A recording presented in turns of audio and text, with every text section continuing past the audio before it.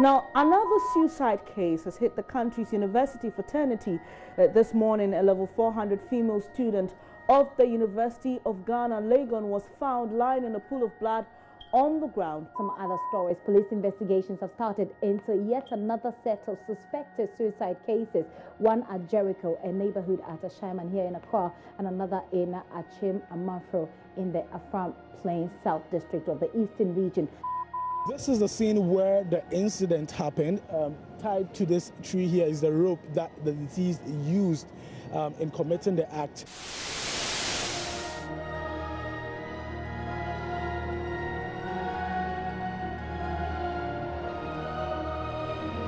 Suicide is fearsome and difficult.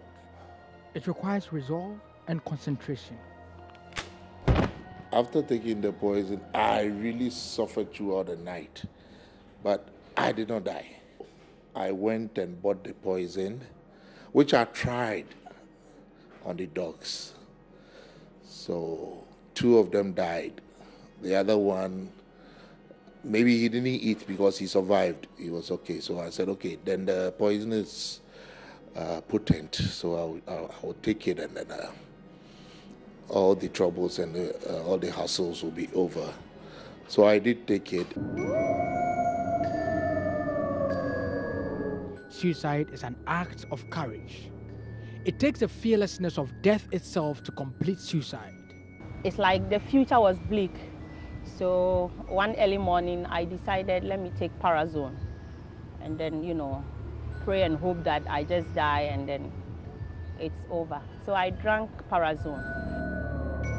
But there's an error in the minds of people who complete suicide, that they are a burden to the people around them, and that everyone would be happier if they died.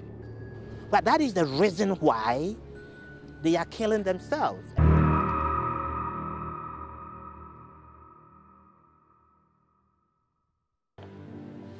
Some are, however, lucky. They get some help after they are unable to complete their suicide. Jocelyn got suicidal after some terrible family experiences living with her cousin in Europe. Jocelyn became depressed and decided to die.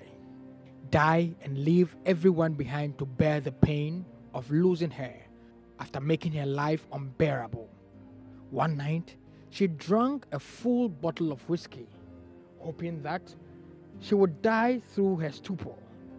She woke up the next morning sad and angry to be alive. She went through therapy, yet the suicidal thoughts persisted. I hope something could change, but after therapy, you're still in the soup that is still boiling. So everything is always the same. And because of that, I was carefully monitored. I was never allowed to be alone at any point in time because of the thought that I could do that again. But I wish that I would have disappeared anyhow, any other means. Maybe knocked down by a car. We used to go out swimming in the pool a lot with the kids, so maybe I could drown. Or in the cold nights, winter, if I'm going to work, I would just freeze, and something, funny thoughts, was in my mind almost every time, just for me to disappear. But I wasn't really brave enough to take that bold step by hanging or slitting my wrist or stabbing myself or taking poison or drinking poison or whatever. I couldn't do any of that. But I wanted a very smooth save that wouldn't hurt so much. That was what I was aiming for, that one day I would come across such and it would happen.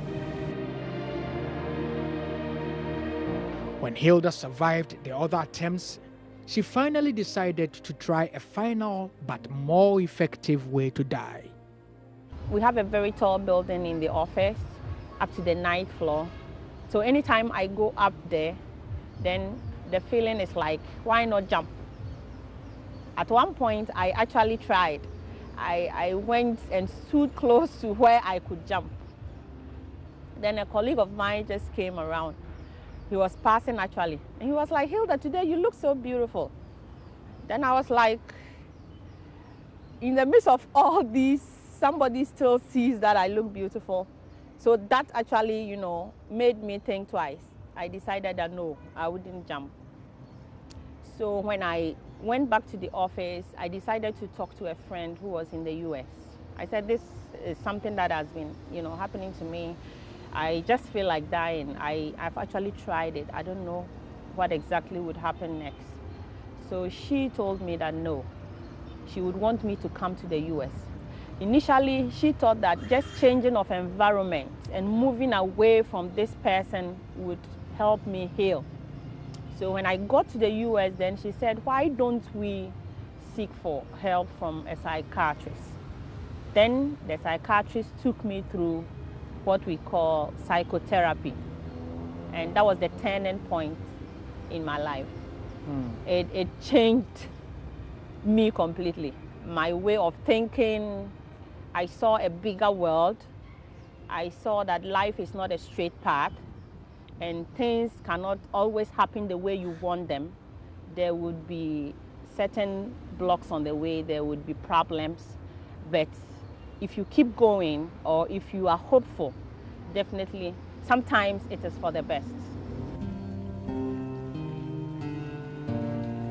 A person's risk of committing suicide can be increased by a number of demographic and social risk factors. Demographic risk factors for suicide may include being male, being relatively young, being single, widowed, or separated or divorced. When such people go for therapy, the psychologists then begin a work on their psyche, making them see another reason to live. This person comes to you that life is not worth living anymore. Your question is, how do you engage with this person to create a turnaround situation for that person? Well, the first thing you would have to do is to really ascertain whether the option of suicide is real.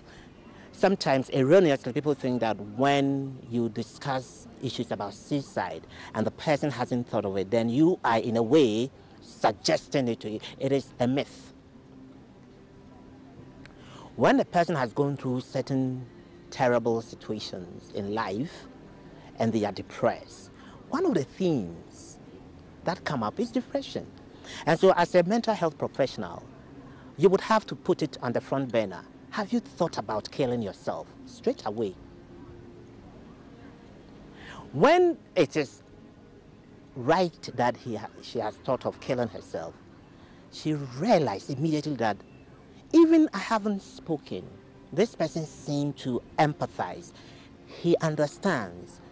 She understands what I'm going through. Because certain cognitive frames predisposes people to think suicide. And so then one thing I would have to do as a mental health professional is to quickly assess the plan for suicide. Yes, she's thought about suicide, but I want to apprise myself with whether she has a comprehensive plan for executing the thought, the ideation, and whether that plan is dangerous.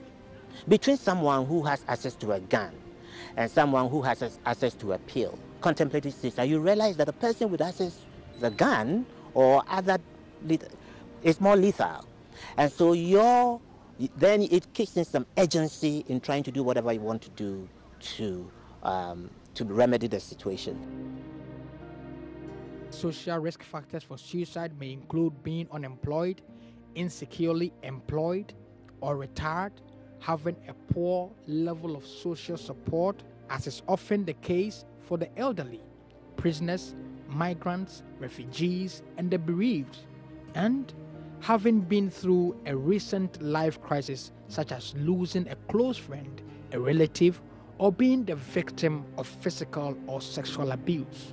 Sociologists have identified 4 major types of suicides. We also have altruistic suicide. Altruism is a way of life, or people live their lives for the benefit of others. It is a direct opposite of egoism. When you live your life for the welfare of others, and you see the people in trouble, the people are laboring under stress, you feel it. It affects you. Vicariously, you experience that stress. You think it is you. The people cry, you may cry more because you look at the suffering of others as yours. And so if those people would die, you prefer to die and they be saved. There is a very famous act which could be described as suicide in Ashanti. A statesman, giving up himself to be sacrificed. He knew very well that his act was leading to death. But he did that. He preferred to die other than the Ashanti state to be defeated. And so that is altruistic suicide. Then we have fatalistic suicide. Fatalistic suicide. It stems from the condition of excessive discipline over the individual. If the individual is, excessively controlled, that he thinks there is no freedom for him. All his freedom are pitilessly choked, bottled up. He sees no way of gaining that freedom. He thinks of taking out his life. Children, some time ago, we noticed that GSS children were also committing suicide. And people were asking, what were they thinking of? What was worrying them? Were they taking care of people? That they were thinking of how to take care of their family when they were the children under the care of their parents. What could have let this small boy, this small girl, take out his life? We haven't studied these things because you cannot jump to a conclusion when you don't collect data and then analyze the data in order to conclude. But then we hypothesize that perhaps the discipline could have been too much for these children. So they prefer to die. Yeah, so these are the 4 types of suicide we have. So as at when there is that act, the psychologist would have to look at the circumstances, the prevailing conditions within which that particular death occurred, to be able to analyze situations and conclude that it is this type of suicide which occurred. So you would have to definitely assess, once you get wind of somebody contemplating suicide, you have to look at, does he or she have a plan? And is that plan lethal? How bent is that person? And there are other risk factors you would have to, has there ever been an attempt? Has there ever been a situation where someone in the person's family has committed suicide? Does the person have pre-existing mental health condition? What has been the themes emanating from the person's narratives recently? Has the person all of a sudden decided to isolate himself or herself from loved ones? As a mental health professional, even ordinary lay person, once you observe these signs, then you must openly discuss suicide. Discussing suicide openly with a friend you observe is going through issues, critical issues, helps. And I'm someone who was brought up to value family so much. So to see it breaking apart, to see that, I had failed in maintaining, a relationship that should have lasted a long time or a lifetime, made me see myself as a failure. So I felt guilty. I blamed myself for the breakup. I blamed myself for everything that went wrong. That was not even within my power to make right. whatever he did, I thought that I pushed him to do it. So it's like everything was on me. I am the bad one. I am not good enough. So will I even get another person to date?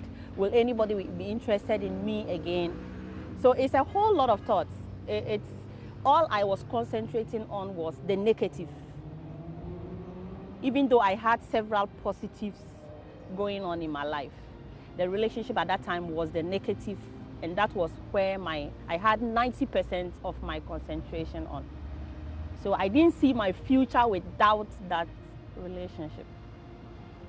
Yes, and that was why I became suicidal. I blame myself sometimes, and sometimes too, I blame the people.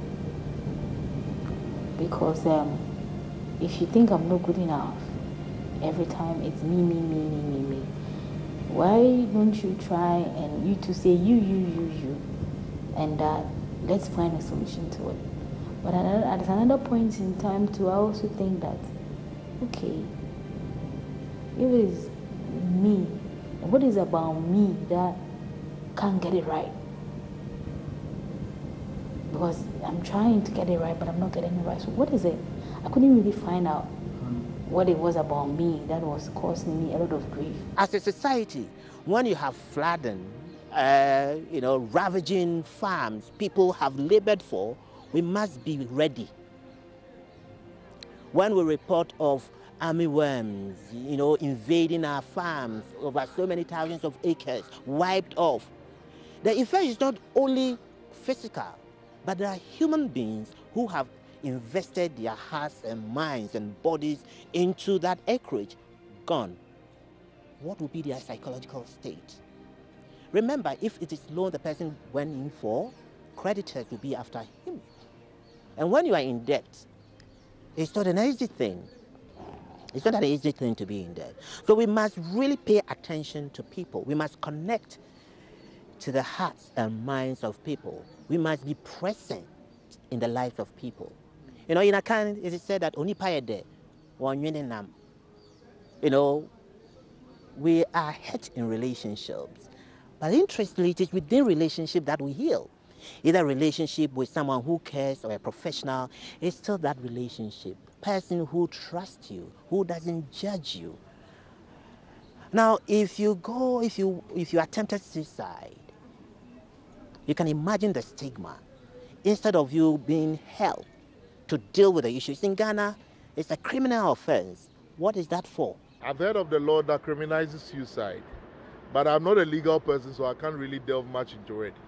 But what I can say is, instead of a law prosecuting or criminalizing this whole thing, I think a better one could be made where something could be set up for such people, because my understanding from the professionals is that everybody is prone, everybody can be suicidal, everybody can, all the person needs is the trigger. As soon as the trigger, the thing is tricked, then maybe he can. So they rather need an institution. I should say we rather need an institution for professionals to talk to us, to advise, rather than be prosecuted because of some law. That's what I think. When someone attempts suicide, the person is viewed as a suspect, a criminal suspect. Yes, because no one is expected to take out life, whether it is your own life or not. You live for the society. You are a member of society. You have responsibilities, and so you can't just take out your life. So once you do that, you have committed a crime. And that is why when you are revived, you are taken to court and charged. Yet I think it's good, it's just acting as checks and balances on us, on our lifestyles, so that when we are behaving in a way which can create problems for us, which will lead to thinking about taking out our lives, we should also be thinking that if I don't succeed, the law can come after me. It doesn't make sense, to put it bluntly, that someone in need of help, someone who is so much stressed, to the point of dying is apprehended, and instead of going to a facility to heal, he or she is thrown into a cell to waste, to compound his or her problem. It is a person who has attempted suicide is in need of help. The place for her is not prison. The place for her is a hospital, a mental health facility for him or her to heal, to rebuild his life, not to go punishment. The person needs reparation, not punishment. Unfortunately, we have that sitting on our statutes. And I think that it is a disgrace. It's shameful for a country touted, democratic, all over the world, to have this anachronistic piece of legislation sitting there. What is it doing? It is not helping. And so decriminalization is an option for us, where we will begin to address critically the needs, so that when a police officer is even on a mission to arrest, he would rather go in and rescue and send the person to a place where the person will be attended to psychologically, where the person's emotional needs will be attended to. If you are overwhelmed by suicidal thoughts, the first thing to remember is that many people who have attempted suicide and survived ultimately feel relieved that they did not end their lives. At the time of attempting suicide, Jocelyn, Kingsley, and Hilda had experienced intense feelings of despair and hopelessness because it seemed to them that they had lost control over their lives and that things would never get better. Currently, all of them are glad that their suicide attempts failed.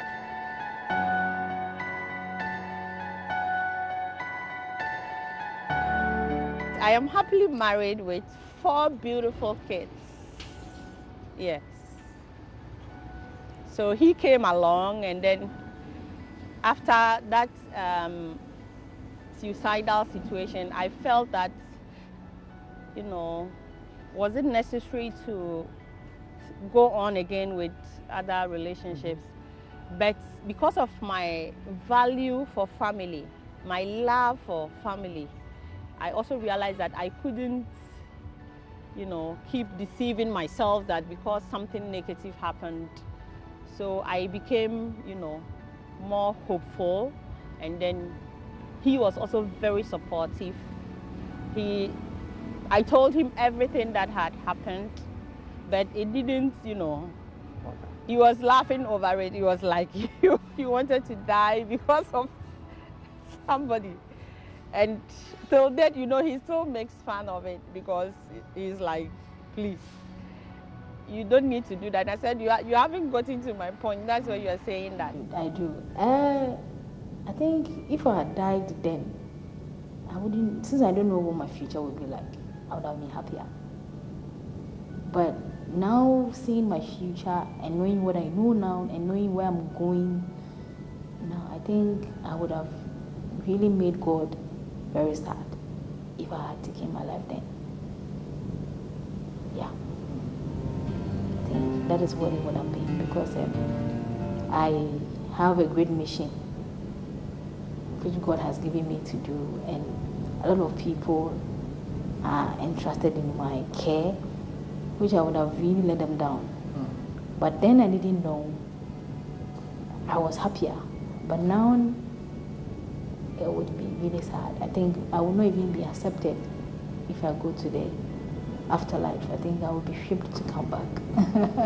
I think the various attempts failed because of grace. That is my understanding, because I believe some God somewhere wanted me to live and then better what I had done earlier. Because taking into consideration, people are taking less quantities of what I took. But considering the fact that I took 4 times the dose, and then I'm still here. The second time also the roof caving in, I think some God wanted to give me a chance to live and live to his purpose. Statistics on suicide in Ghana remain very scanty. But in March this year alone, almost 10 cases of suicide were reported in the country. People talk about the copycat syndrome, that once one is able to complete suicide and it is urged, it emboldens someone who is also contemplating to really actualize it. So it depends on the way we talk about it in the media. Okay, if we talk about it in terms of sensationalism, then there is no help. You are just muddying the waters and emboldening people. But if we talk about it in terms of the help, that there is help, and begin to delve deep into the emotional needs of people contemplating suicide, then they may know that there is help. If we don't use them to sell our newspapers, and we use them as case studies for help, then people, and especially if we have people who have gone through sharing the experiences and the help that they have gotten, instead of people who have bitter experiences having been thrown into jail for committing suicide. If the consequence is jail, then I will make sure I complete it. The method will be lethal. I will look for the most dangerous, effective means to complete it. And so we must rethink, basically as a nation, our mental health system.